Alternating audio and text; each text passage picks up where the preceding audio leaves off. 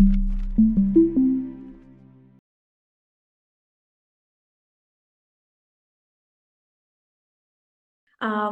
respect everyone's time, so we don't want to keep you much today. I want to start by thanking you for participating to this webinar organized by MDPI's journal Nursing Reports as part of the Reviewer Club 2025. Today, we will discuss a bit about MDPI. I will provide you a short introduction of our journal Nursing Reports, since I guess everyone is interested to find out some details about what we are doing and the journal status at this moment. As well, we will continue with the 3 sessions we have today. Regarding the publisher's framework on high quality peer review reporting and some tips and tricks on crafting insightful reviews. As well, Dr. Furtado will provide us a lecture about from critic to contribution, the reviewer's role in strengthening research. And Professor Steviano will talk about the ethical aspects of peer reviewing. Then we will conclude with a Q&A session, and I encourage everyone to be part of it and address any kind of questions, topics they would like to discuss with us today. Before we are diving into the details about MDPI as a publisher and Nursing Reports Journal, I would like to introduce today's speakers. Dr. Luis Furtado. He holds a degree in nursing, a master's degree in management, and a master of business administration. Additionally, he has a postgraduate degree in infections prevention and control in healthcare and antimicrobial resistance, and it's currently pursuing a PhD in the nursing. I'm sure his insights will help everyone in the reviewer journey that we'll have in the future. As well, the 3rd session will be provided by Professor Steviano. That I want to mention that he's also a part of the editorial board as Dr. Furtado. He's the section editor in chief of the journal and a distinguished nursing professional. He holds a master's degree in education from Rome, Tre University in Italy, and a master's degree in sociology for health and public policy from the University of Bologna, Italy. And he also earned a PhD in nursing from the University of Tor Vergata in Rome, Italy. I'm sure that the comments that they will bring today and the topics that we will discuss with them will be helpful for everyone. Therefore, I encourage you to be engaged and to benefit from their presence today. Myself, I'm the Journal Relations Specialist of Nursing Reports. I'm happy to be here and to provide you with some insights from the journal and the publisher perspective on what we recommend reviewers and what are our requirements and how we advise you maybe to prepare the review reports. As well, I have a master's degree in psychology, and I joined MDPI since 2020. I'm working with the journal since then, and I really hope that together in the future I will have the opportunity to work with all of you and to cultivate relationships between you and the journal. Starting with some details about the publisher, MDPI then and now, I want to emphasize that our missions and values are starting with fast and fair peer review. We really believe that we can promote fast services for our authors and as well keep a high quality of the services that we are providing to the research community. Our mission is to promote open scientific exchange through scholarly open access journals and scientific communication projects across all disciplines. As well, we being an open access publisher, all our journals are open access, and we are thrilled to provide our authors and collaborators with visibility of their research that they choose to publish within our journal.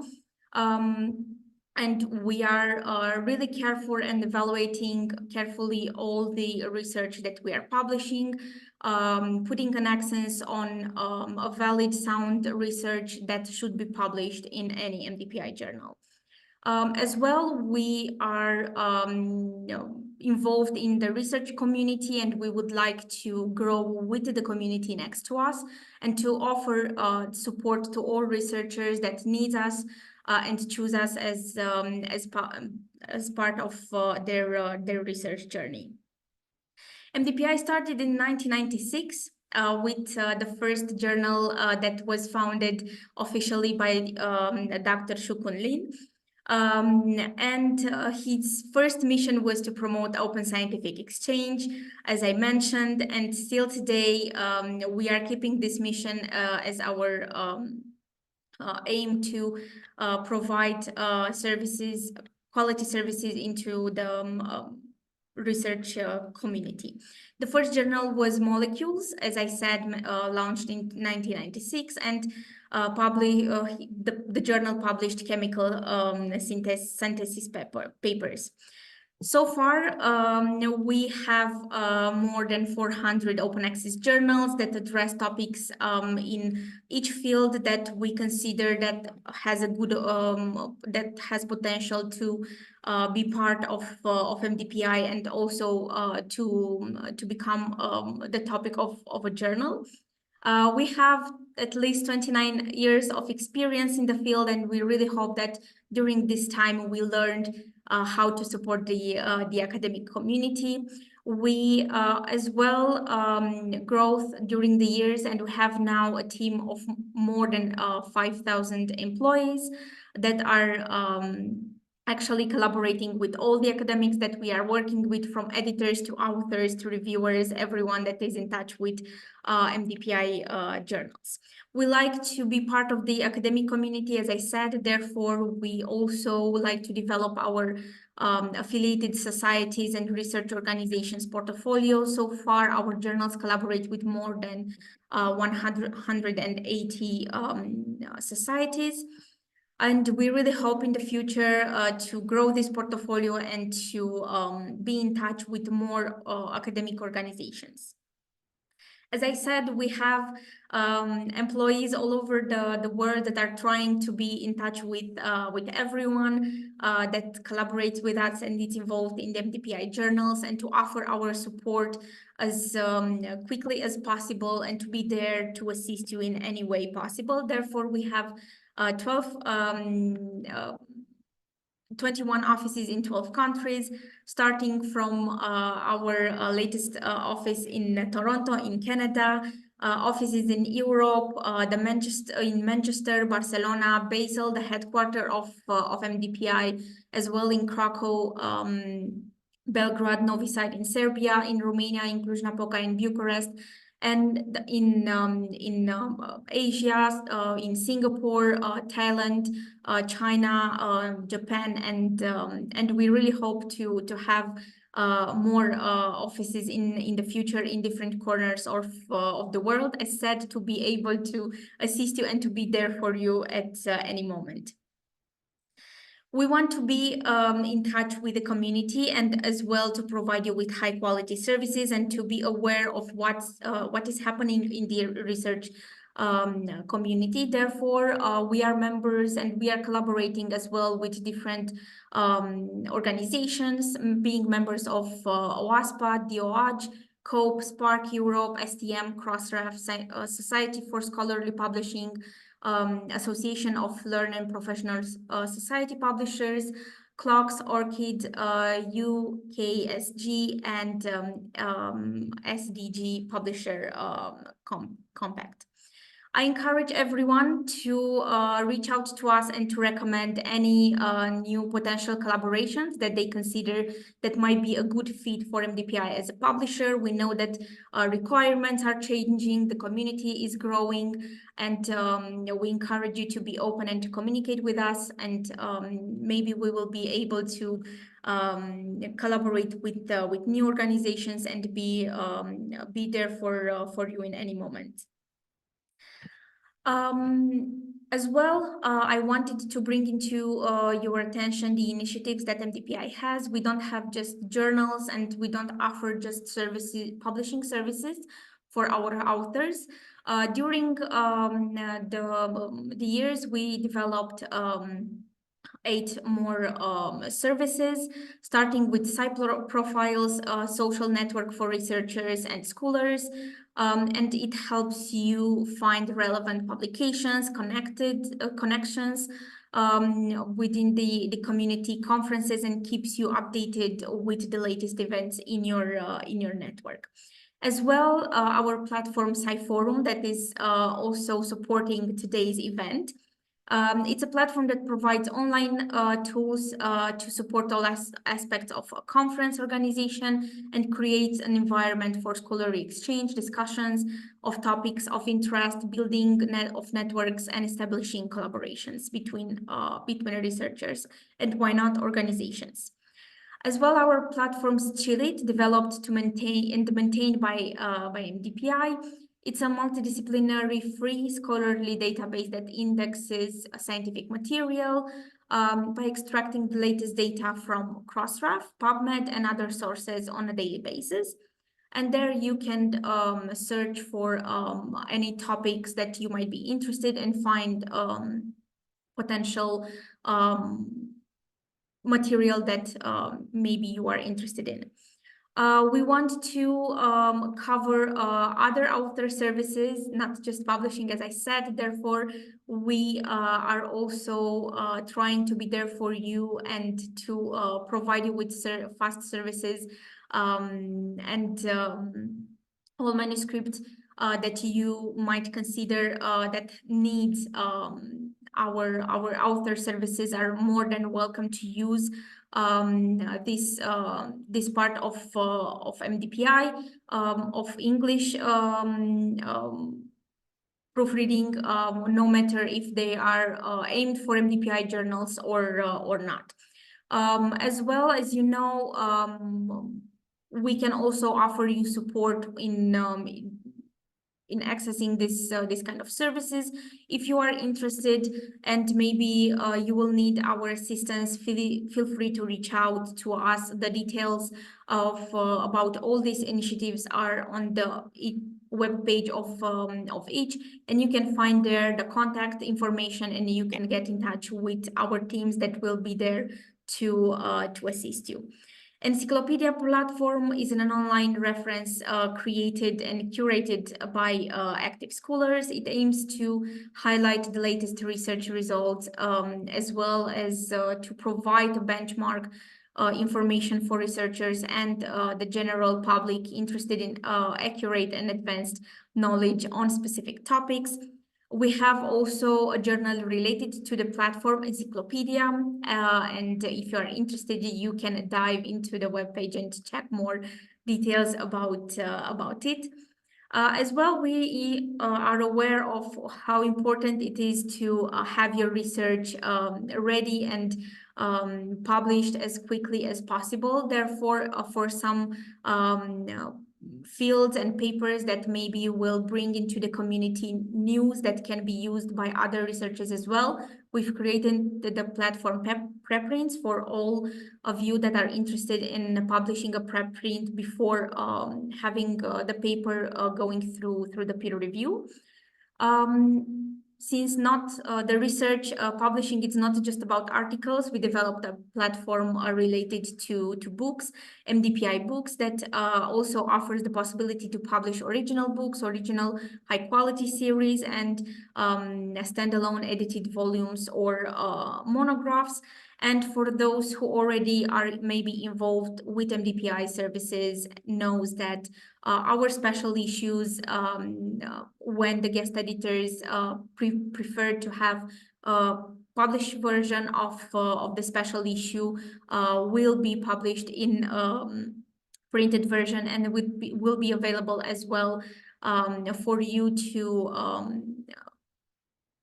to access on MDPI books platform. And in the end, since we would like to offer everyone the possibility to have their own journal if they have a new idea and if they think that they can bring a new journal into the community, we have GEMS platform that is a modular web-based editorial platform for academic publishers that offers, as said,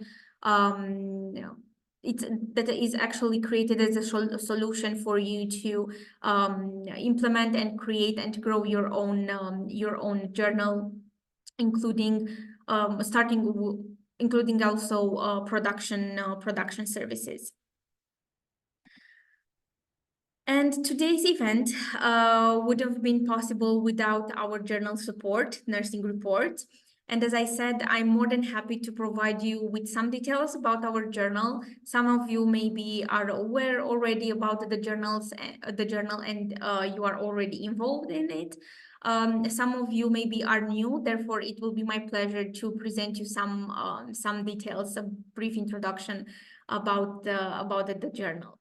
As all MDPI journals, we are a peer-reviewed open access journal that covers topics related to nursing sciences, and we are published monthly by the publisher, by MDPI. Subject areas can include home and community care, elderly geriatric nursing, health promotion, mental health, nursing practice, nursing research, and so on. I will not go to the entire list. I want to emphasize the fact that these details about the topics that we are covering, the journal specifics, journal metrics, journal portfolio, indexing portfolio, as well, can be easily accessed online on the journal webpage, and I encourage you to go and find this information if you will be interested. Since I mentioned the journal indexing, and as I told you at the beginning that we like to offer visibility to our collaborators, we are trying to build a portfolio for all the journals that we have. Nursing Report so far is indexed in SG, Scopus, PubMed, PMC, and as I said, the entire list is available online, and you can check the databases that we are collaborating with. In terms of the benefits that we offer to our authors that are choosing to publish with us, as an open access journal, we offer unlimited and free access for readers. Therefore, your research will be visible and accessible for everyone. However, the copyright of each manuscript will be retained by the authors, and they will decide exactly what to do in the future with their papers. As part of MDPI, we also believe in a quick turnaround time of peer review. Therefore, we are striving to provide authors with feedbacks in the shortest time possible. However, I want to emphasize the fact that we are severe in checking all manuscripts and keeping the peer review ethical and transparent and following all the guidelines necessary.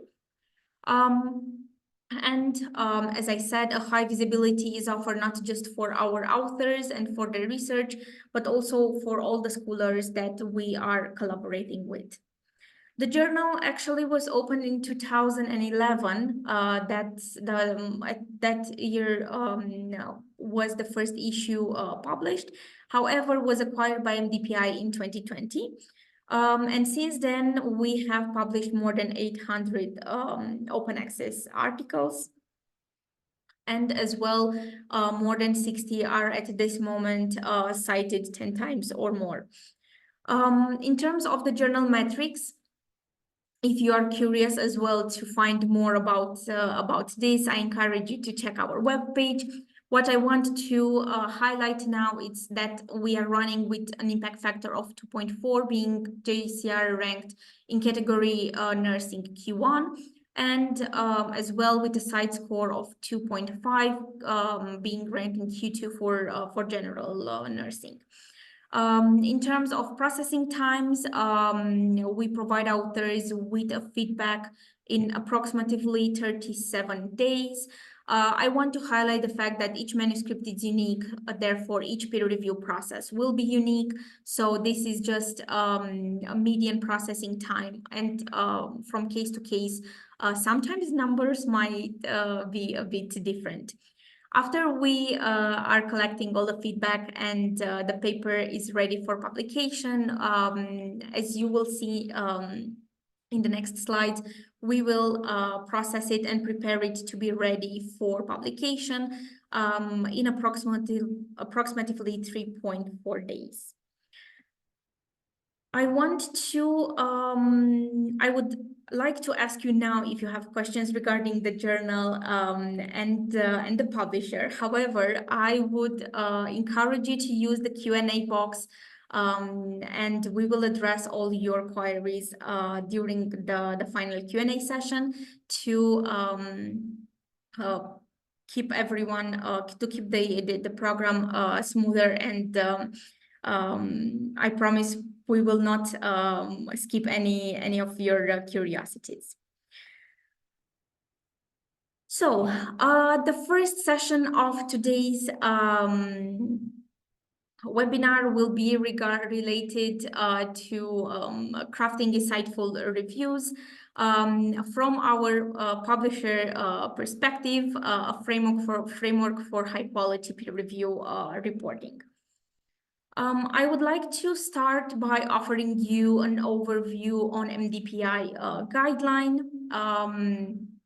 about peer reviewing, and since we would like to understand better where and what, why, when, and who is doing the peer review, I also wanted to offer you an overview of the entire peer review process, not just the peer review moment when the reviewers are involved. Therefore, as you can see, a paper goes through several steps before it actually is ready for publication. And it's important to know what is actually the peer review, and I want to highlight here that is an essential part of the publication process, and it ensures that MDPI journals and in general the academic journals maintain the highest quality standards for its published manuscripts.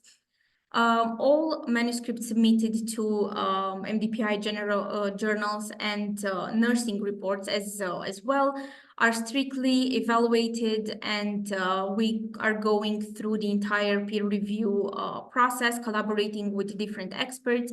And as you can see, there will be involved different academics, starting from the academic editors, external academic editors that will supervise the peer review process, to the reviewers that will be involved in the process and will assess the manuscript and provide feedback for authors. Why it's important to do it?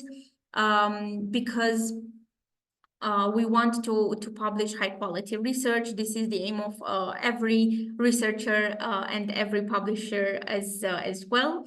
And it's important to involve the reviewers to provide a constructive feedback from different perspectives, including different opinions, to help them to improve the quality of their research and maintain the integrity of the journal as well.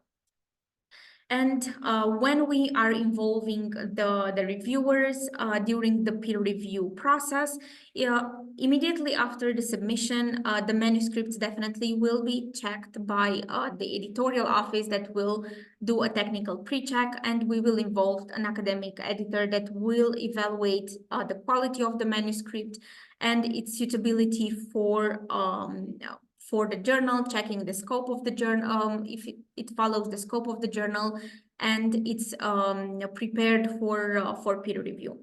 In this moment, the academic editor that is involved, I want to mention that can decide to continue to the peer review, reject the manuscript, or request revisions before peer review. And based on the decision that the editorial office will receive, we will continue with the peer review process or discuss with the authors further steps. In case we will continue the peer review process, we will send the paper to reviewers to be assessed, to be evaluated, and we will give them the chance to provide comments to authors. The peer review is performed by experts that have relevant experience and have proven background in the field of the submitted manuscript. We are carefully checking the reviewers' background, their profile, to be sure that it's suitable for the paper, and to be sure that in the end they will be able to provide comments for authors that will help them to improve their paper. MDPI strives for a rigorous peer review to ensure thorough evaluation of each manuscript. Therefore, as I said, the reviewer has an important part in the peer review process. Usually, the reviewers who accept to review a manuscript are expected to, as said, have the necessary expertise to judge the scientific quality of the paper and to provide qualitative comments, to provide quality review reports, to be able to assess the manuscript entirely and remain responsive through the peer review process, and as well to respect the standards of professionalism and ethics, following the COPE guidelines and the peer review guidelines that are necessary to have a transparent and ethical peer review process. In terms of who can be a reviewer for a manuscript, reviewers should meet the following criteria. They need to hold no conflict of interest with any of the authors, and here I would like to include previous collaborations, maybe to be part from the same institution with the authors, and so on. They should not come from the same institution, as said, should not have published together with authors in the last 3 years, not just collaborating in different projects.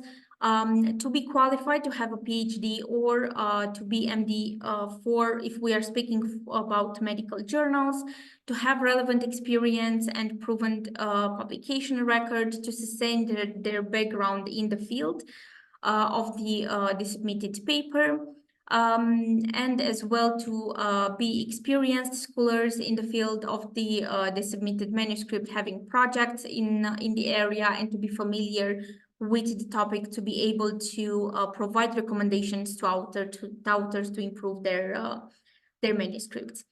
And ideally to hold an official academic affiliation, to be able to prove the above requirements.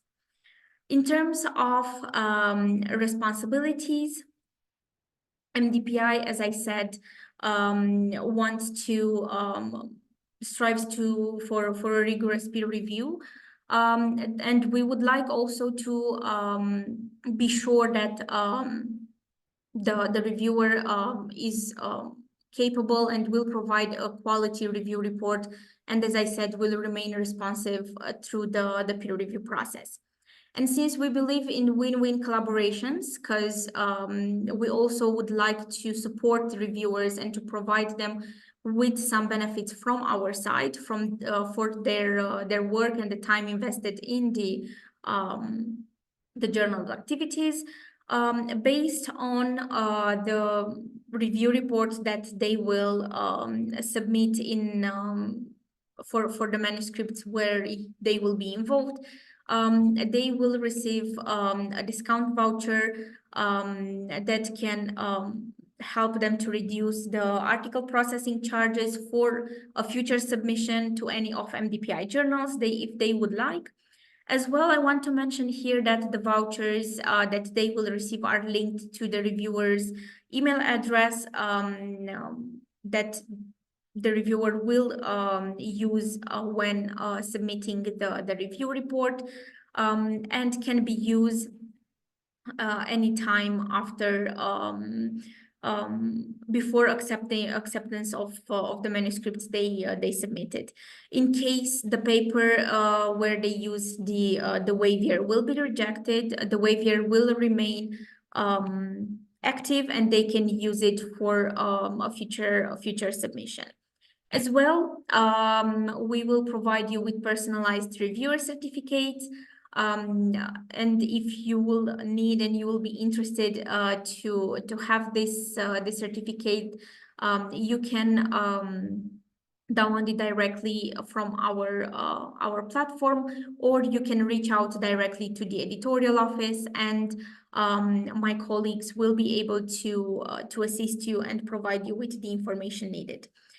Based on the quality and the activity that you will have in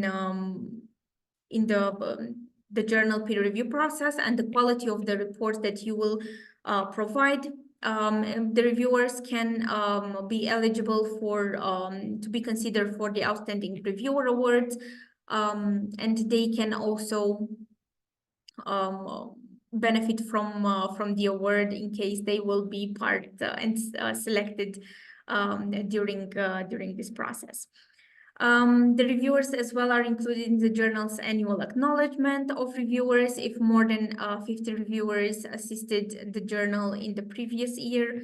And as well, for excellent reviewers, we are considered promoting them if they are interested to be part of the reviewer board member, a board of reviewers that are usually supporting constantly the journal and are part of the peer review process of the manuscripts submitted to our journals. I want to highlight here that this decision is subject to approval by the editor-in-chief. However, we are strictly and carefully checking all the manuscripts, all the review reports that we are receiving, and we want to be sure that we are giving everyone the chance to be part of this program. In terms of general guidelines for reviewers, once you are involved in the peer review process, you will receive an invitation if you are a volunteer reviewer, for example, or if you are a reviewer board member, as I said, or why not, you are suggested by an academic editor during the pre-check, the initial check of the manuscript, or suggested by an intern editor that considers you suitable for the paper. What I want to highlight here is the fact that once you receive an invitation, you can accept it or decline it, providing as well a comment regarding the reason of your refusal as well.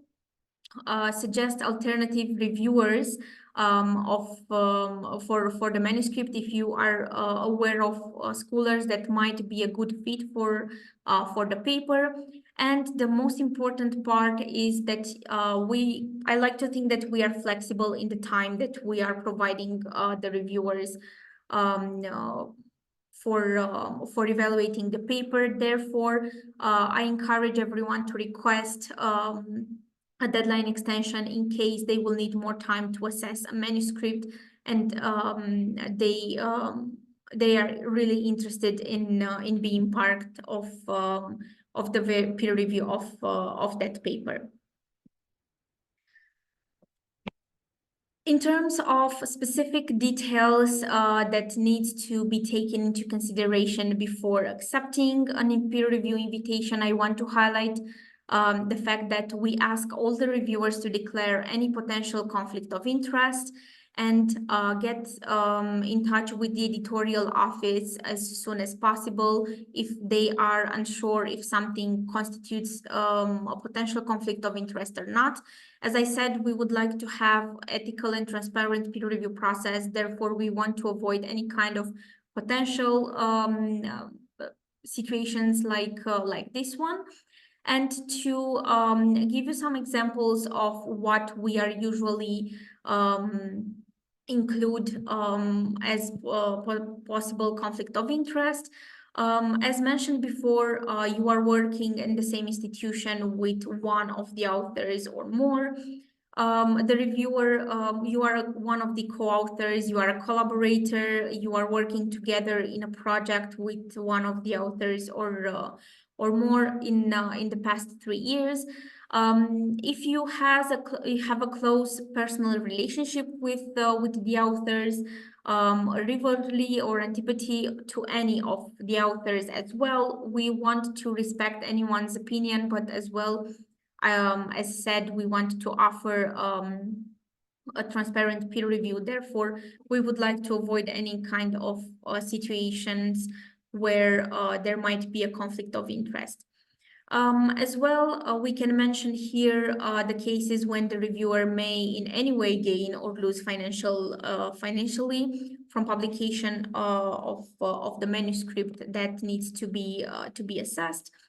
Or has another non-financial conflict of interest, maybe political, personal, ideological, and so on, with any of the authors. In case you are not sure that if your relation with the authors can be considered a potential conflict of interest, as I said, reach out to the editorial office and we will assess together the situation.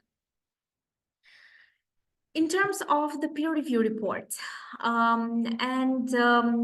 once you accepted the invitations, you are asked to evaluate the quality of the manuscript and to provide a recommendation to the academic editor that will be in charge and supervising the peer review of that manuscript. On whether the manuscript should be accepted or requires revision, or even if the paper should be rejected based on the evaluation that you will make.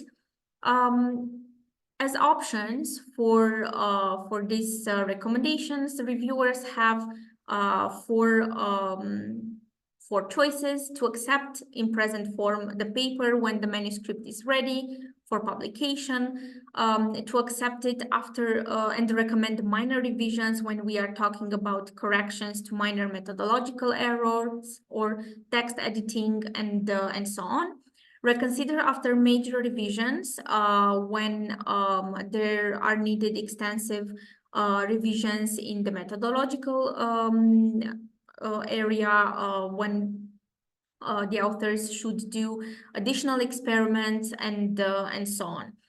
Or directly recommend rejection of the paper if the article has serious flaws. Additional experiments are needed, but this means that more than 50%, let's say, of the experiments needs to be improved, and you and the authors need to work extensively on their research, or if you identify that the research was not conducted correctly. If the reviewer becomes aware of any scientific misconduct or fraud, plagiarism, of any other unethical behavior related to the manuscript, we strongly encourage you to raise these concerns with the in-house editors, with the editorial office, or to mention it in your report for the academic editor, and we will assess the situation, and the academic editor will provide us with an academic feedback accordingly.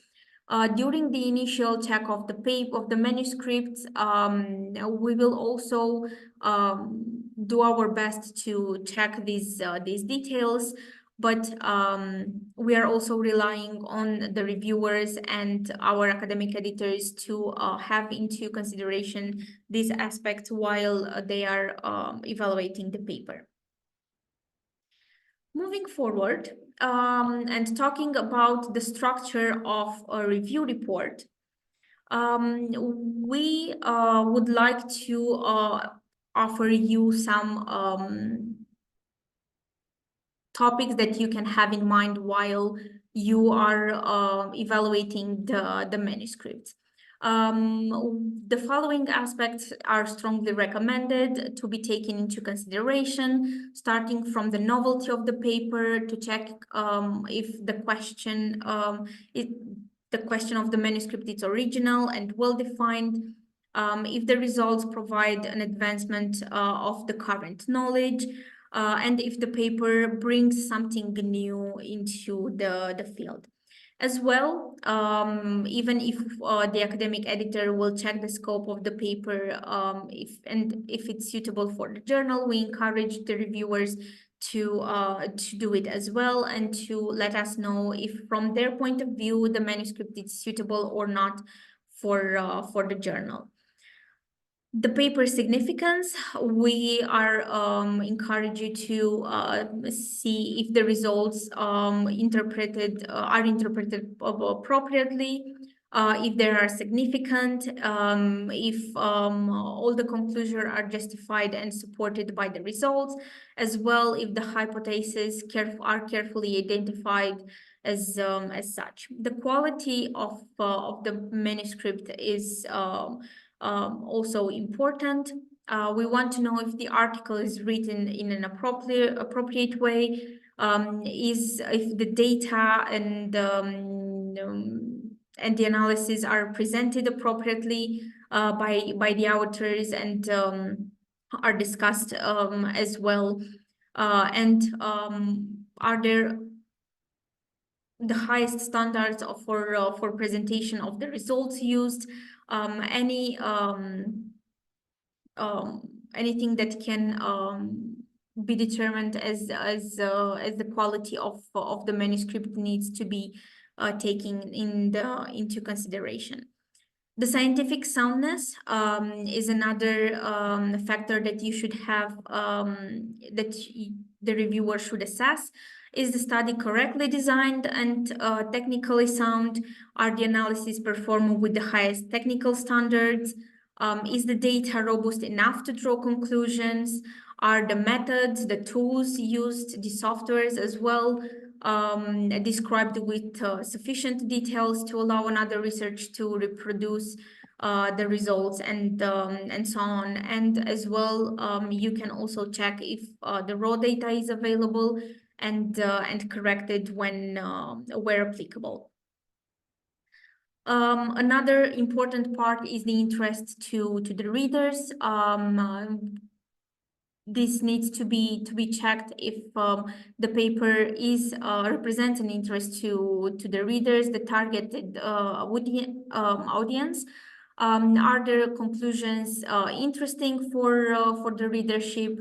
Will the paper attract people, readers, and it has potential to why not be used in further research, and or to be interested only to, or it's only for a limited number of people, and will not attract readership at all. For sure, for the when we are discussing about new topics, well, maybe the community of researchers interested in that topic, it's not too big. It is important to have this into consideration as well, since we also want to publish new research and to provide everyone with the opportunity to bring new ideas into the community. In the end, the overall merit of the manuscript is important. Is there an overall benefit to publishing this work? Should be a good question to have into consideration. Does the work advance the current knowledge? in that field? Do the author address an important long-standing question with, let's say, maybe new experiments, smart experiments? Do the authors present negative results of the validated scientific hypothesis or not? We would like also to know your opinion on this as well, and if possible, you are able to assess the English level, you can also recommend further improvements in the English language if it's not appropriate used and it's not understandable. In terms of the report structure, this should our recommendation will be to include four parts, starting with the summary of the manuscript, a briefly introduction of what the paper's objectives, methods, and result, following with major comments if there are, discussing the significant issues of the manuscript and stating exactly the methodological flaws, gaps in literature, what you consider that the authors need to improve and to add or remove in their paper to improve its quality. Or in case of minor comments as well, stating there all the changes that you are suggesting authors to do, even grammar issues, formatting issues, and so on. In the end, you can also provide some recommendations for the editors. In our editorial system, you will have a separate box for the internal editor, for the academic editor, if you have specific comments that they would like to take into consideration while evaluating the entire peer review process and providing the publisher with the final decision regarding that manuscript. In terms of writing a qualified peer review report, most of the topics that you should have in mind, I've already stated them.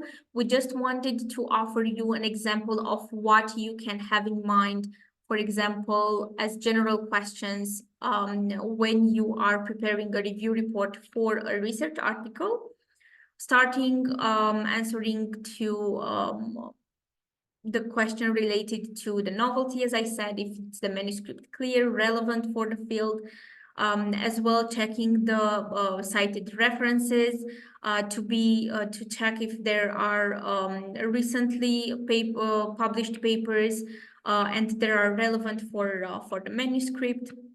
You can as well recommend some additional references and check if the authors are including an excessive number of self-citations or not. As mentioned, it's important for each manuscript to check it's scientifically sound and if the experimental design is appropriate for the hypothesis that the authors are suggesting.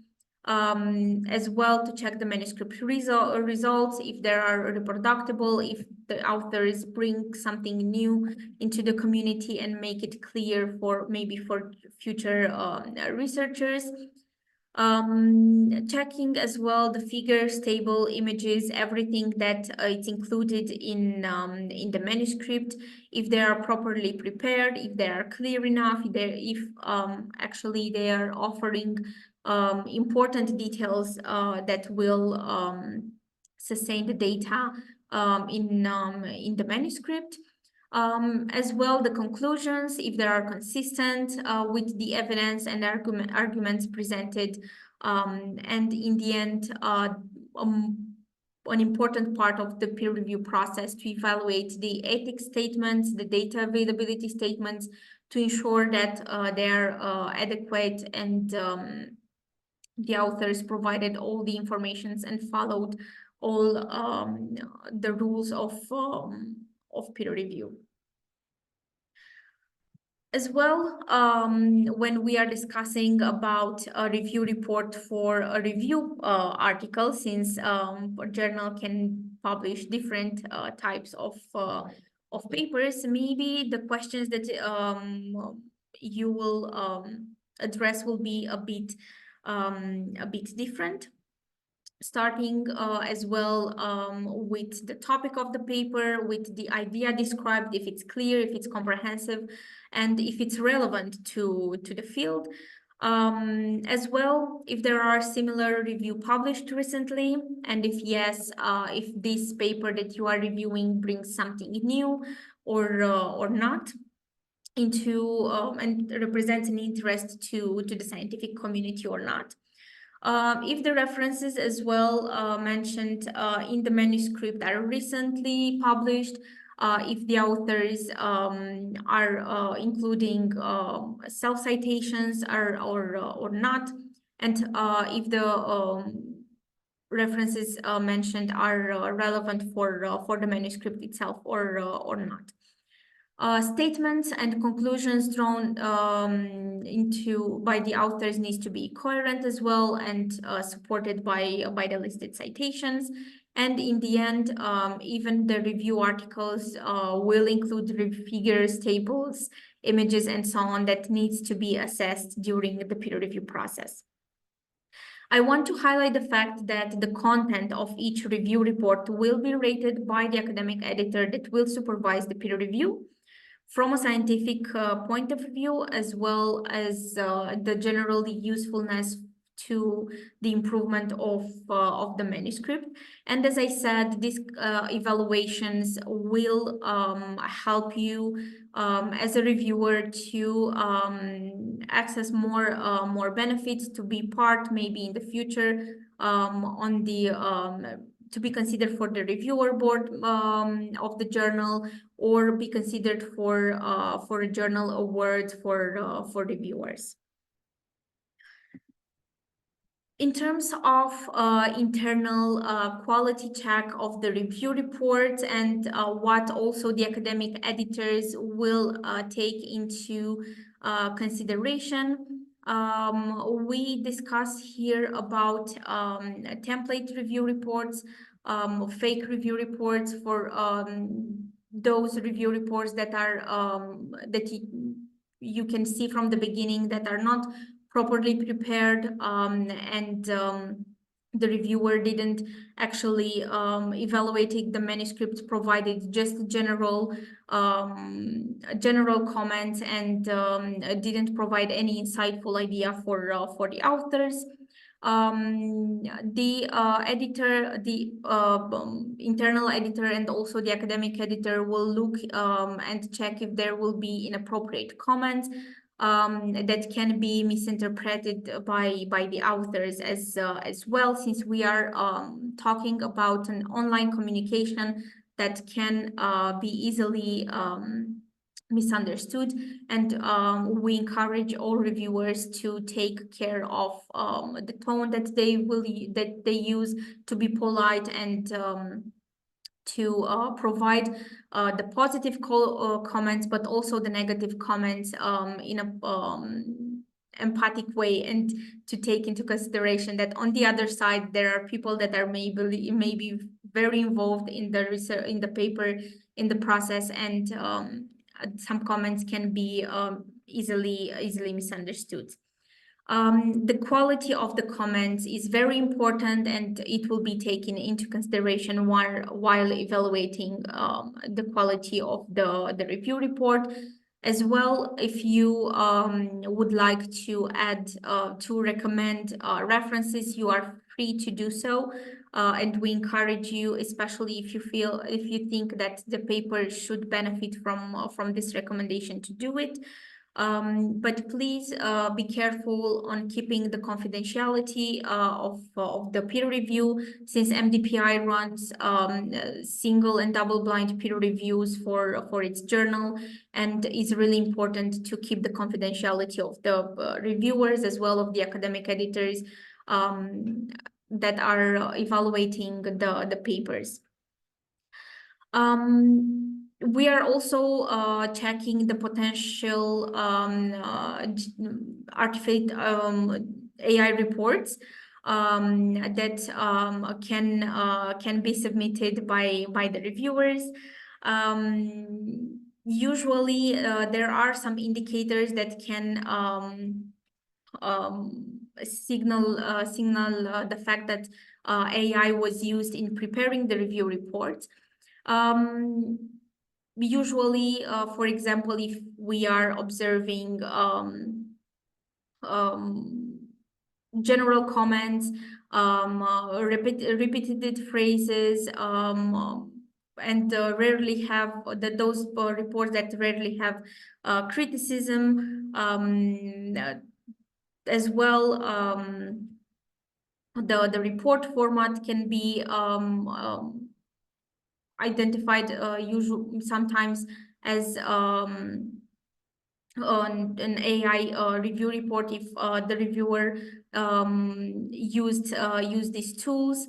Some AI generated reports might be very long, but without insightful comments.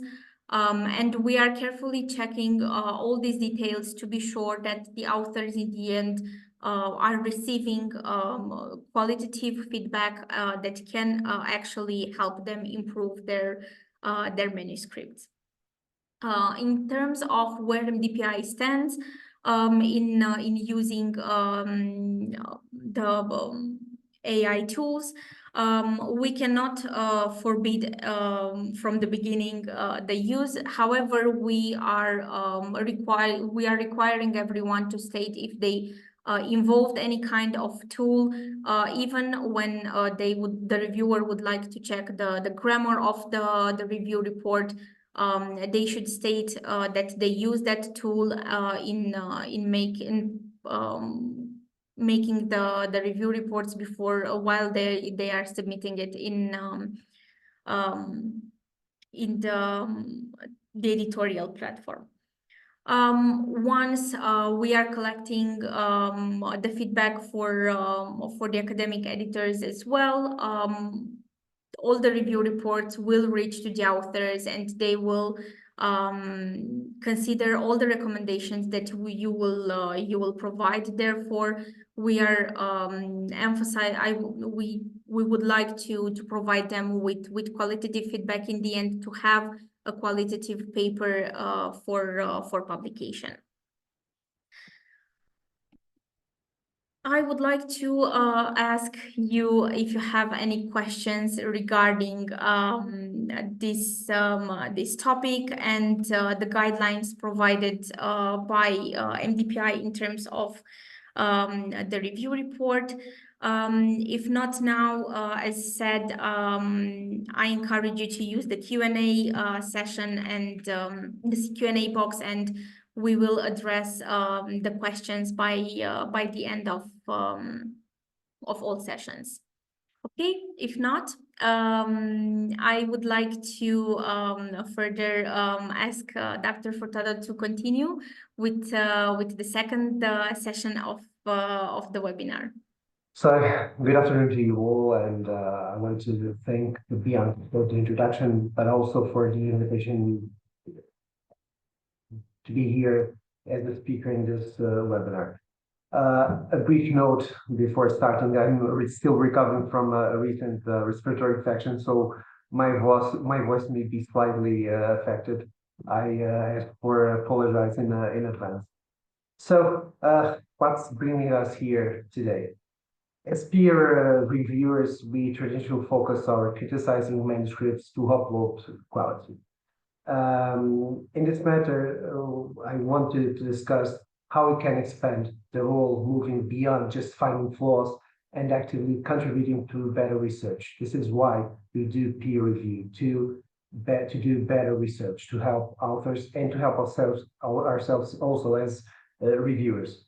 By the end of my presentation, I really hope you feel empowered to approach maybe a different view, a different point of view as a reviewer, not only as a critic or a gatekeeper, but also as a partner in building good research, in helping our authors to grow. First, let's repeat why we do have peer review. At its core, the purpose of peer review is quality control for science. As reviewers, we act as a filter to ensure that research findings are valid, methods are sound, and conclusions are justified before being published. Secondly, peer review is a mechanism for improvement. It's not just about accept or reject, it's far more beyond that. It's about providing positive feedback to authors so they can refine and reinforce their manuscript. Even strong studies do benefit from suggestions. We all know, we've all been there. Another fundamental purpose is maintaining integrity and trust. When readers see that a study is peer-reviewed, they have some assurance that it has been examined by experts. This trust in the system is why peer review is the golden standard for academic publishing. Finally, peer review guides editors in making decisions. Editors depend very much on our expertise to know whether a manuscript is good fit for the journal, or if it can be, or if that manuscript can be improved in order to be further published. Many of us were trained or socialized into what we will name the traditional reviewer mindset. This mindset is mainly characterized by a strong fault-finding focus. We approach a manuscript to spot problems, errors in methods, gaps in logic, flaws in writing, missing references. Hand in hand with this is the idea of a reviewer as a gatekeeper of quality. In this role, we see ourselves almost like guards at the door of the journal. So our job would be to check if the paper is good enough to enter the journal or not. Traditional reviewers often provide minimal direct guidance to authors, this kind of reviewers. Their review might read like a list of criticisms or reasons for rejection with little constructive advice. This approach can also be heavily critical with little mention of positives. So we think the positives are there and we don't need to mention those positives. So strengths of the paper, novel ideas, good data may be neglected. But when the pendulum swings too far towards the criticism without a constructive balance, several issues can arise. First and foremost, it's author dissuasion. Think about receiving a review that nothing but negative comments has to show you. Of course, for a seasoned researcher, it's unpleasant, but for an early researcher or a student, that can be devastating. Another issue is missed opportunities for improving a potentially good publication. If a reviewer only lists flaws and perhaps comments rejection, the authors might never realize that the paper would have some potential if those issues would be addressed and correct in time. The tone can also be a combative atmosphere in academic circles. So I need to highlight the tone in the way we write our own reviewer reports. When authors respectfully encounter reviewers who seem hostile, they start seeing reviewers as opponents rather than colleagues. And we are all in the same environment, all in the same circle. So tone will certainly enhance the way we feel in the academic circle. A more direct issue is traditionalism in research. If researchers know that imperfection will be heavily penalized, they will stick to safer topics and safer approaches, and in order to avoid harsh criticism. I'm not suggesting that reviewers abandon their gatekeeping role entirely. Quality will always be paramount. However, we can expand our role also as partners in the process of building science. First, perceive the reviewer as a partner to the authors in improving the manuscript. Even though we don't directly work side by side with authors, our comments can be written in a spirit of collaboration. This is my point of view regarding this. This leads to guide over pure judgment. A gatekeeper review might conclude a manuscript isn't good enough and reject it. A collaborative approach would point out the ways a manuscript could become good enough for being published. and here lies a huge difference in approach. Supporting this is the idea of a shared goal. Both authors and reviewers, as well the editor and the readers, want the same thing: robust, reliable, and clear research. Finally, maintaining standards aiding support. Collaboration does not mean lowering the bar or accepting the report. We still must be vigilant about study design, data integrity, ethics and compliance, and so on. The difference is that while we enforce those standards, we do offer some help to the authors building their work. Let me illustrate here with some examples this collaborative review that I am talking about. Let's consider, for example, the rescue of a near reject manuscript. Imagine a submitted paper that has serious issues. Maybe the data interpretation is mixed up and part of the methodology are poorly explained. A traditional gatekeeper review might recommend rejection due to flaws, but a constructive reviewer sees that the core idea has merit, and having merit, the reviewer should write a detailed review pointing out the major weakness of the paper and offering suggestions to fix those major issues. In any case, of course, the final decision still depends on the overall merit and quality of the paper. I don't want to use this in any way. Another scenario would be the reviewer acts as a mentor throughout feedback, especially for less experienced authors. We all been there. We all who published were less experienced. We can still remember our first papers, and sometimes we are not proud of those papers, but we have guidance over time. Consider manuscripts by an early career researcher, for example. It's a decent study, but the writing is disorganized, the objectives and the significance are unclear throughout, the methodology, description lacks detail. A constructive review will gently point out this weakness and guide towards making this good for publication. Lastly, let's take an example of a reference and context support. Sometimes authors aren't aware of everything that is published in a certain field of science. So we need to give them some guidance in whether some references are relevant for them to insert those and support their ideas and their arguments. So making the research stronger and more trusted. Well, now let's break down the key principles that make this feedback constructive. I'm sorry, but due to this health problem, my mouth gets dry really easy. I'm sorry for this. First, the reports need to be specific and actionable. This is possible, the golden rule for useful feedback. Vague comments don't help anyone. If you write the analysis is weak, that might be true, but no immediately understood will have by the author or even by the editor. No one will know exactly what you are meaning.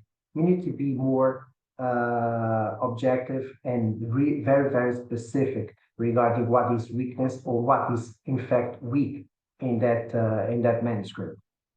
Actionable suggestions may include redoing a calculation if it's the case, clarifying a section, restructuring the discussion, aiding specific reference. We need to be very specific in our idea of a weak section or a weak part of the manuscript. Secondly, we need to provide a balanced feedback. We need to remember to describe what the manuscript does well. Sometimes we do forget that. So I try to start always with this idea of having read the whole document and transmitting to the author what the document has, what the manuscript has of good. Perhaps the research question is important or the data collection is comprehensive. We must let the author know this. And to be respectful and professional in our tone, as I said before. I cannot highlight this enough. Even if a paper is poor, the authors deserve to be treated with respect. Avoid any kind of language that is depreciating or personal.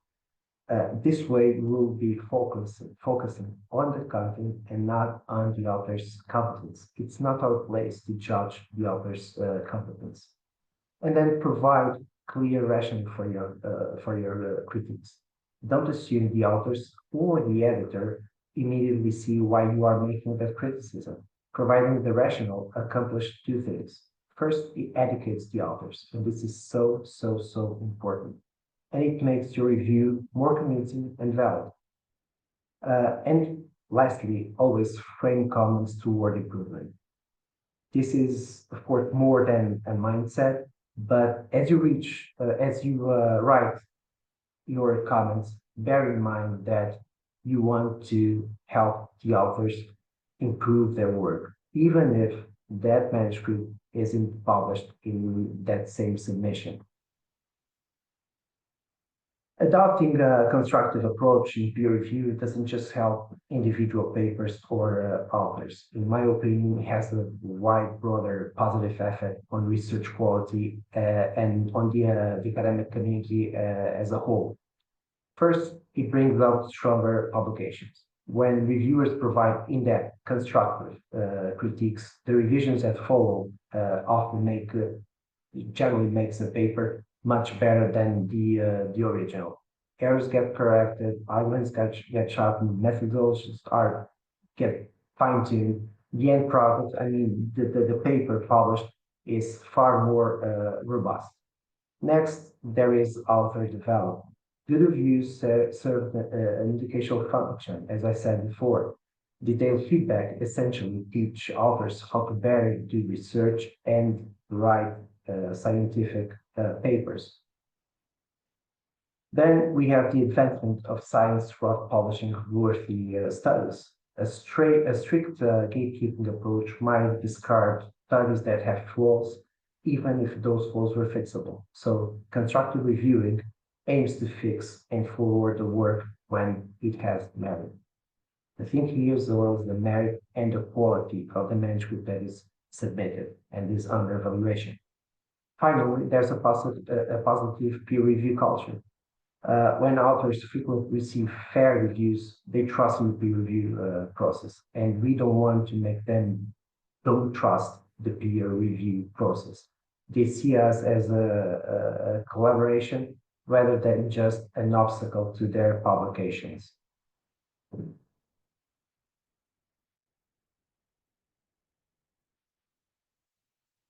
Talking about concrete best practice that, in my opinion, all reviewers should adhere to.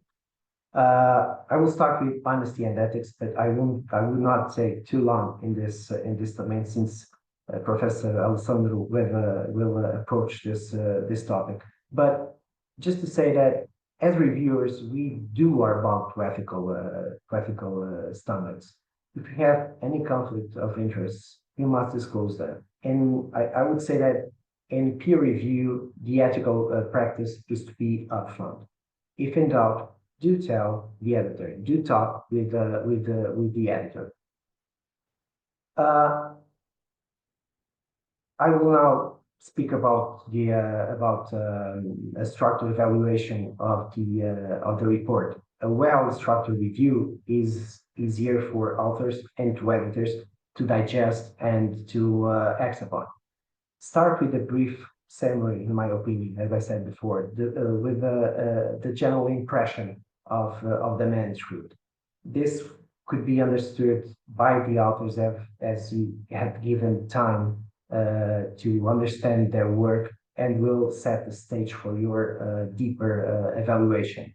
Next, try to list the major concern areas that require substantial revision, if there are. There are typical issues that could affect the conclusions or are necessary for a paper to be published. After those major issues, I would suggest listing minor points as Bianca already showed us. Clarity issues, technical correction, typos, formatting errors, or recommendations that are not critical but would far improve the paper for publishing. And best practice aren't always about the content of the report. So I would state that timelines and diligence are also dimensions that are relevant to a reviewer. So respond on time to review invitations. If you can't do the review, please do decline. Meet deadlines if that is humanly possible for you. Editors and authors have usually tight publication timelines. So if you need an extension, please inform the editor. Prepare before writing. Read the manuscript methodically before starting your writing. Ensure you did understood everything there is to be understood in that paper. And be wide-ranging, but we need to know when to stop.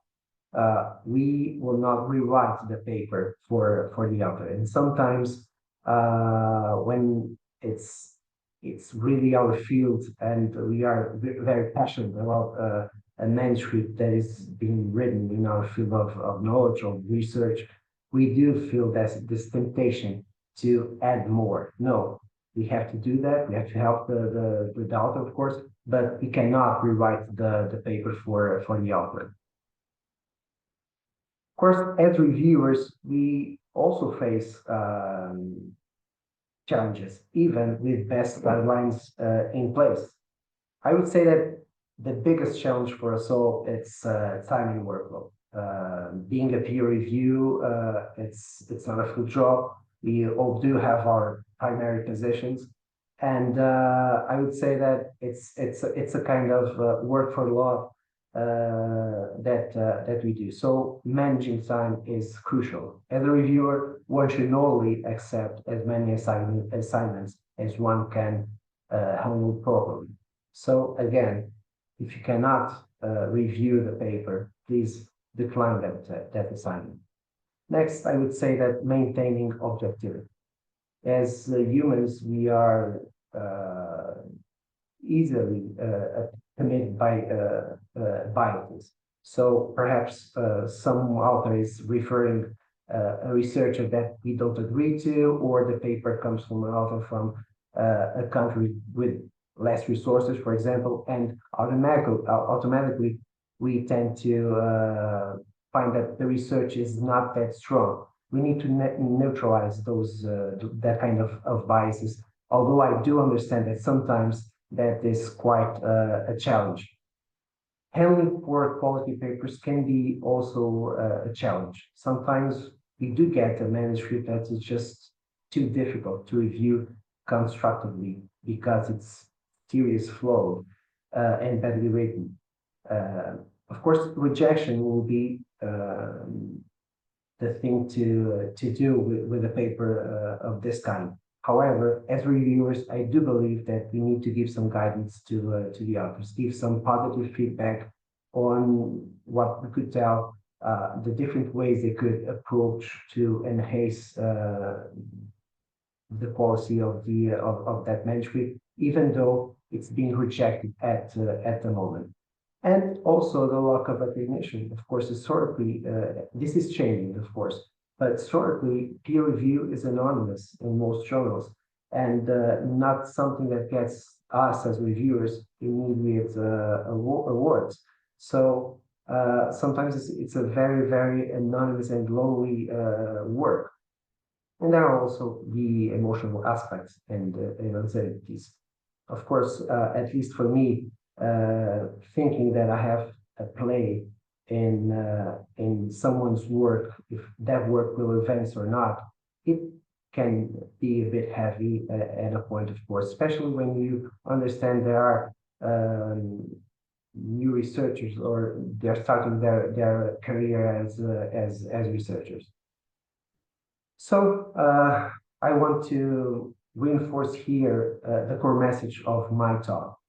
As reviewers, when we move from pure critique to constructive contribution, we truly reinforce research.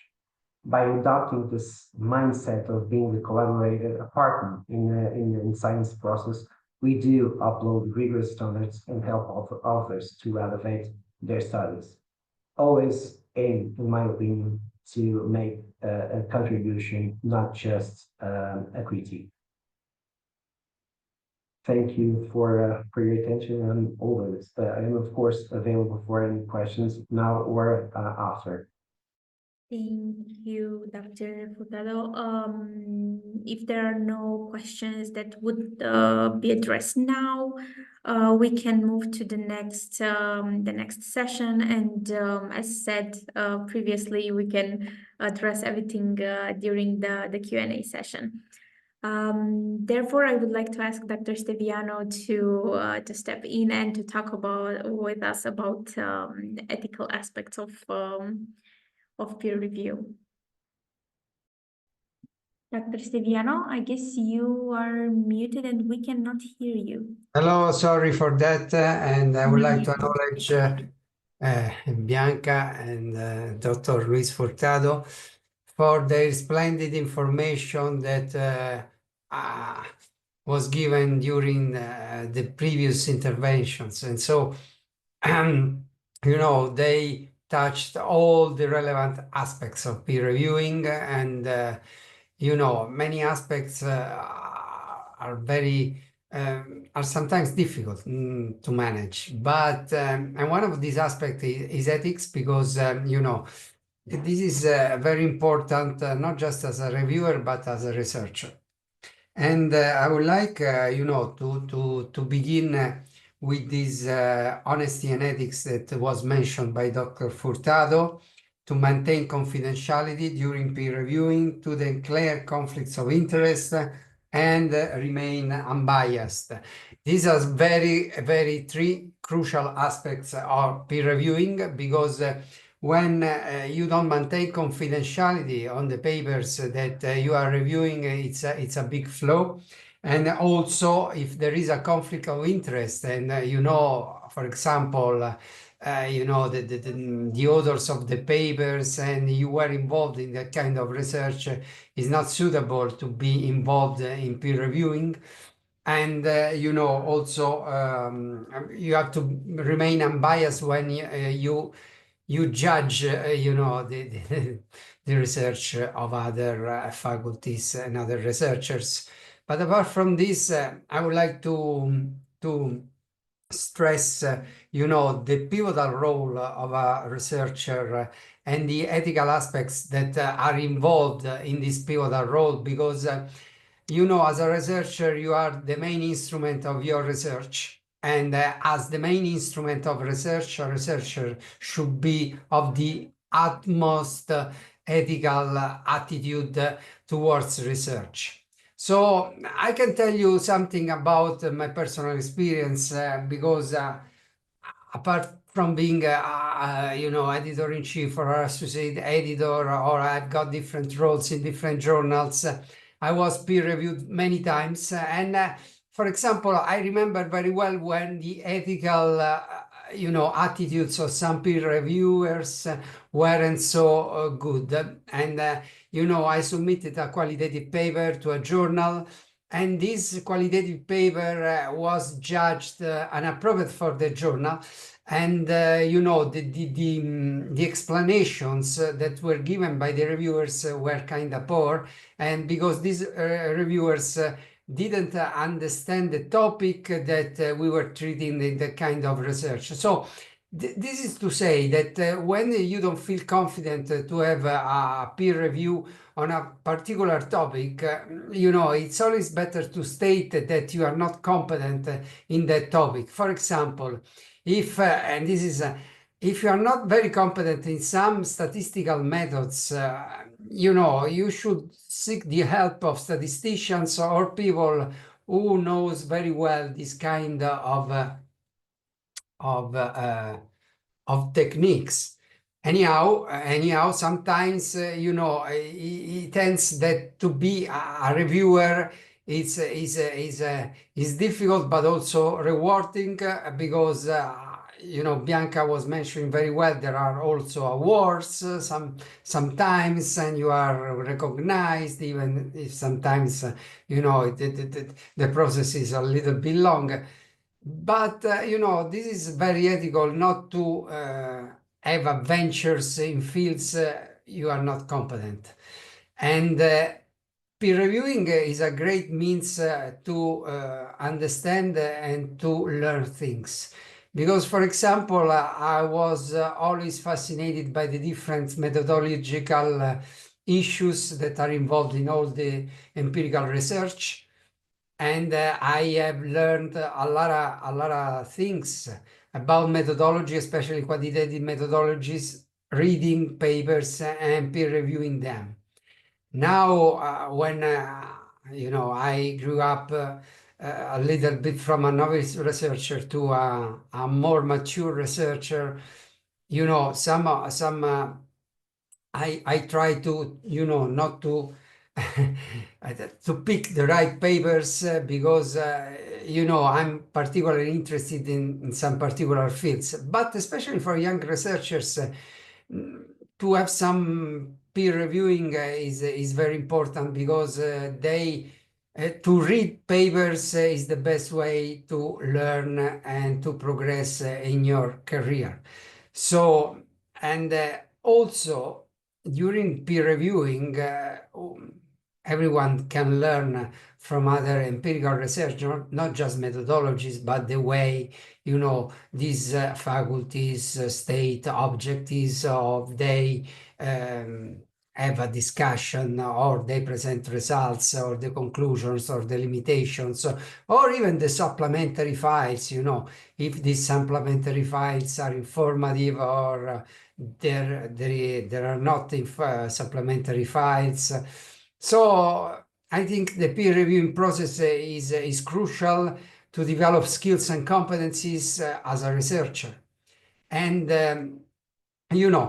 in peer reviewing, and this was mentioned, you have to be ethical and unbiased, and you don't have to accept all the reviews, but just the reviews you feel competent, and this is very ethical. Otherwise, for me, it's for example, no, just to give you an example, I'm not very competent in statistical analysis of some issues. So, for example, on dyadic issues, I cannot accept, a peer review on those issues. And I know there are now also attendees who are very expert in this panel. And so, I'm more competent in some other papers, in some other methodologies and methods, because these are two different aspects of a paper. So I think that as in research, peer reviewing strongly demands to be ethical, and because nobody is looking at you, but you are alone, and as an alone researcher, you have to unfortunately to judge, other works, but it was very interesting, the slide that was presented by Dr. Furtado. Sometimes, I've read some, now that I'm editor-in-chief, I read some peer reviewing that are very harsh against people, they discourage young people to present their research. I don't know what's the purpose of these reviewers. So it's very important to be kind, to be gentle to people, because they are making some efforts to write their papers. Maybe it takes 6 months or 1 year to write a paper, and it's not so fair. It's unethical. It's unfair to have harsh judgments, and you have to help people to improve their work. You are not here to be a judge when you peer review, even if a little bit you have to judge their work, but you have to advise them and to help them to grow up. So with this, I'm sorry because I don't have any slides. I didn't have enough time. I really apologize because I was informed about this just a couple of days ago. So for me, it was, you know, a little bit of a pressure to build some slides in a short time. But next time I will have some slides just focused on ethics. I would like to thank you very much for listening. And if you have any question, please write them on Q&A box. Thanks.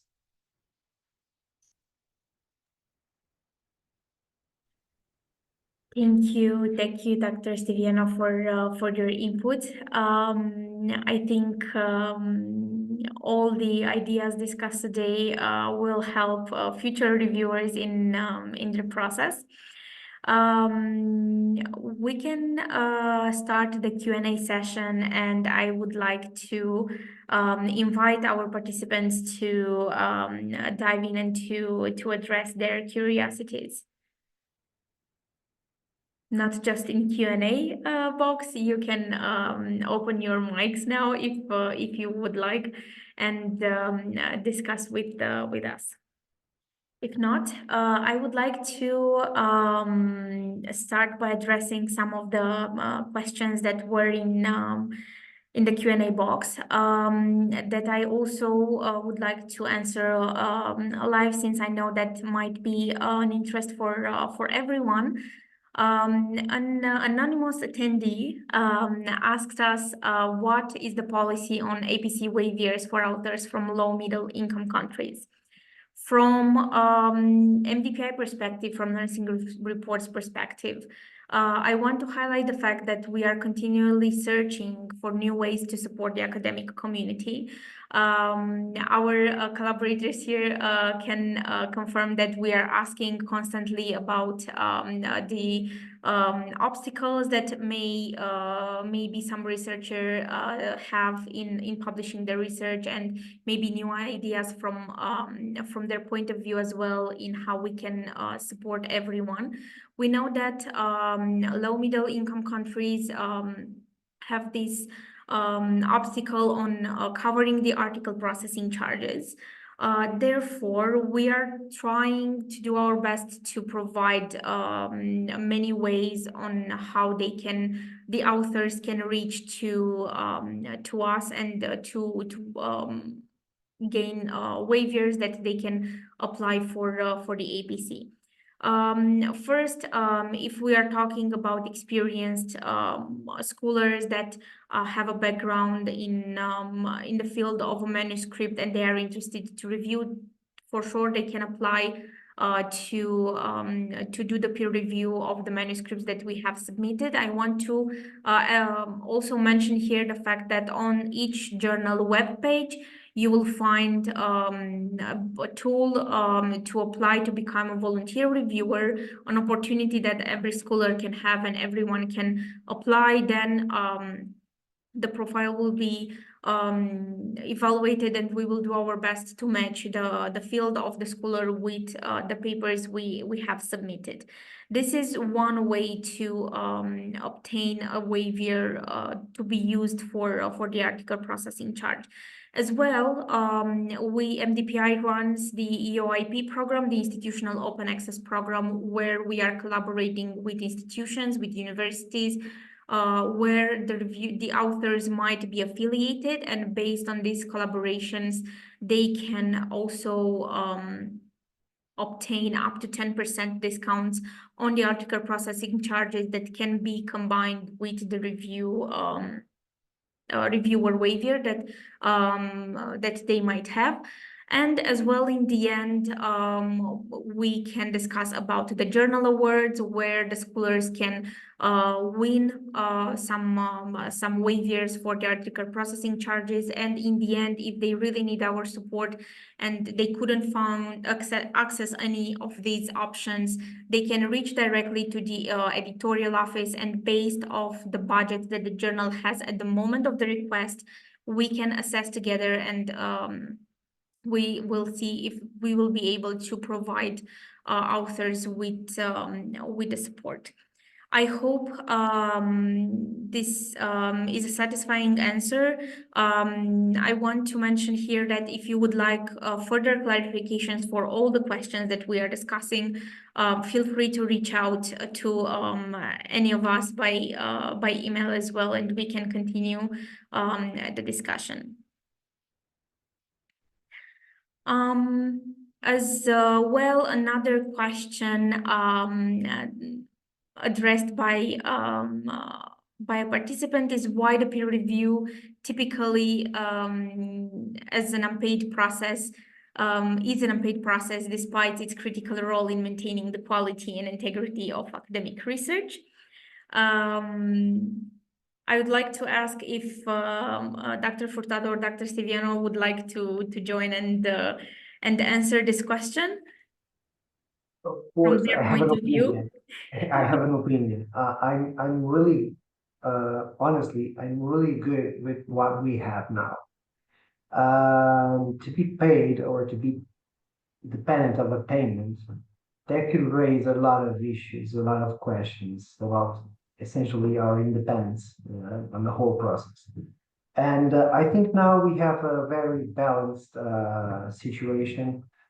If you offer a good review report, at least in MDPI and some other publishers, we have some kind of benefit.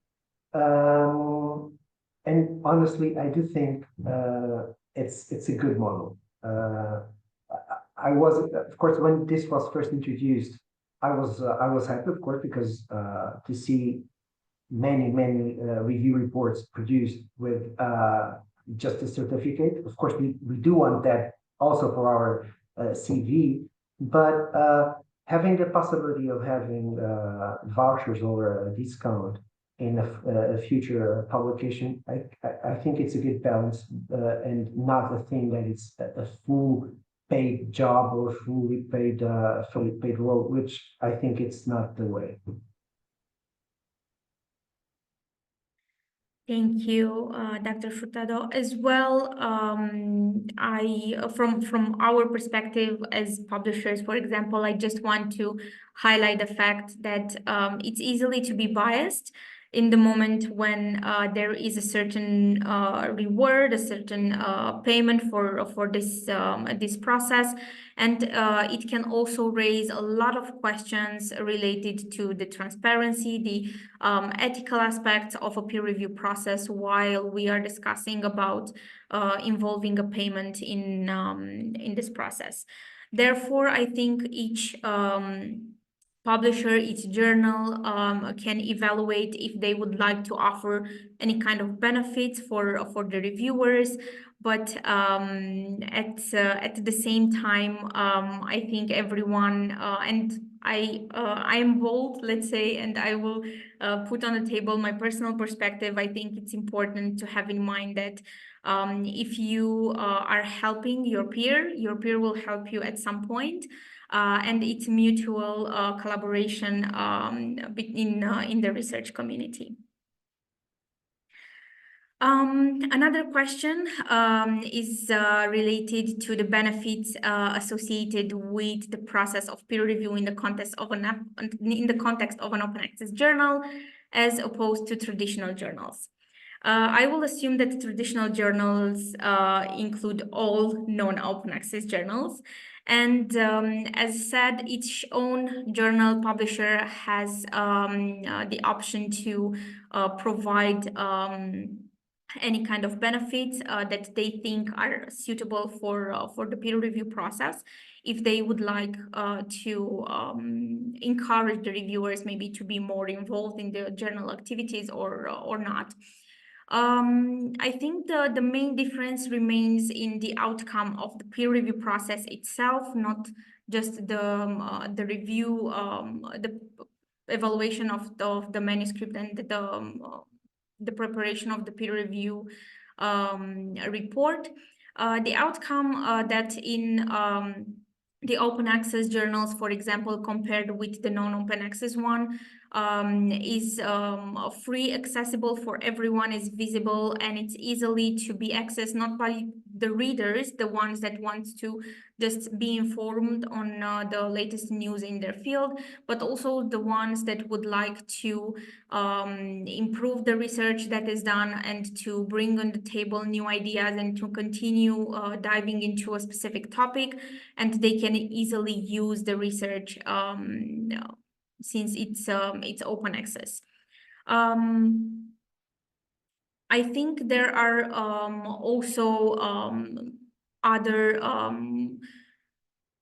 benefits of an open access journal, like the transparency that the journal can offer, and I can also mention here the option of open peer review model that many open access journals now are embracing, and this can be an option as, for authors to choose the way of peer review, and this can add a drop of transparency and trust to the peer review process the moment when the reviewer comments and also the author's responses are published alongside the article, and everyone can follow and see the path that the paper had before being published.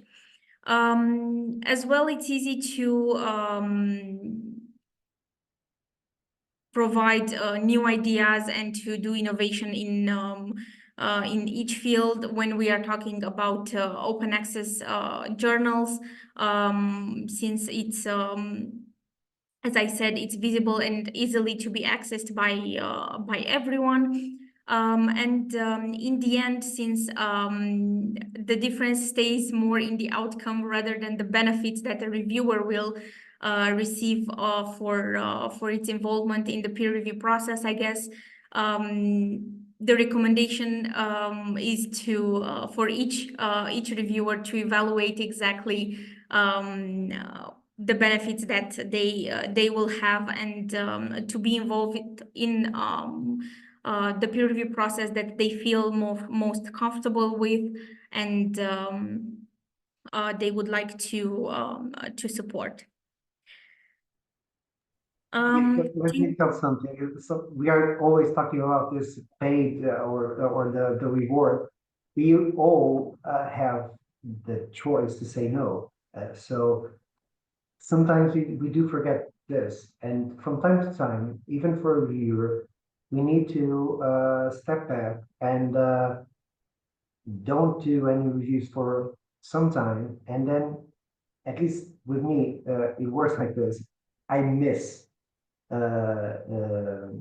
being a peer review. I miss being in contact with fresh fresh research.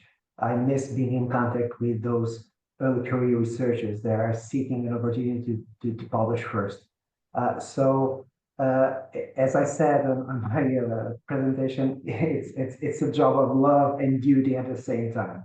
And I think you can always say no if you feel that at some time it's not rewarding enough, or if a publisher or a journal doesn't give eventually some reward directly related to the reviewing.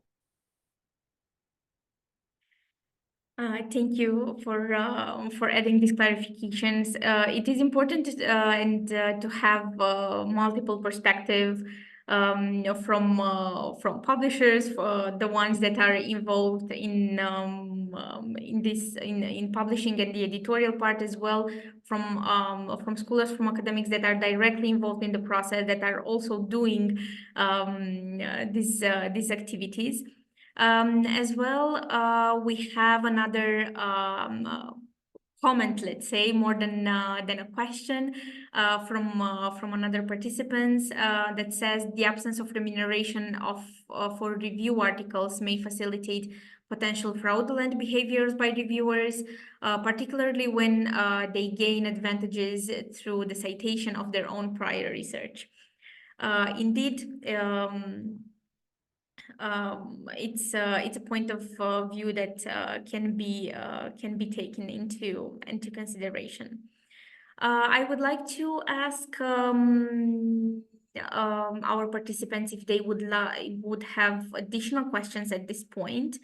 While also I'm checking the chat to see if there are any questions stated there. I saw that there is a lot of activity.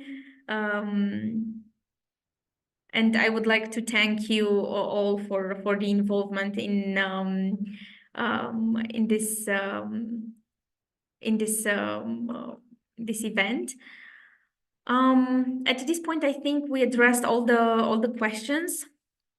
I would like also to ask you, Dr. Furtado, as well, Professor Steviano, if you have any additional comments, if you would like to add something at this point.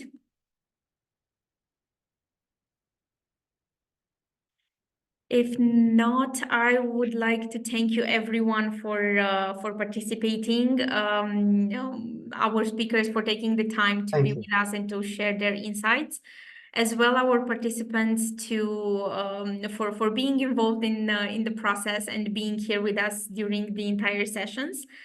As we mentioned, this event was recorded and it will be available online, and you will be informed when you can access the recording. I see we have a hand raised. Please, you can share with us your question or your comments.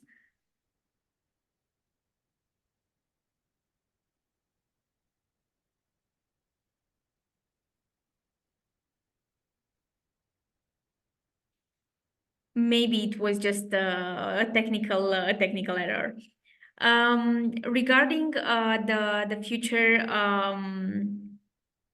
topics that will be part of the reviewer club, we promise that we will keep you updated, and you will be announced about the future agendas for the upcoming webinars. As schoolers, I just want to also mention that if you have you are willing to be involved in this kind of events, and if you will have ideas on topics for webinars that you think will be interesting for the community, for the journal as well, please reach out to us. We are more than happy to discuss with you and offer our support. Why not maybe organize together this kind of events. Thank you everyone for participating. As I said, we don't want to keep you to take much from your day, and we really hope that we will have the pleasure to have you as participants to the next sessions. Thank you. Thank you. Thank you as well. Wishing everyone a good day ahead. Or a good night for the ones from the corners of the world where it's already night. And as well, let's keep in touch and have you, why not, involved in the journal's activities, and starting collaborations together.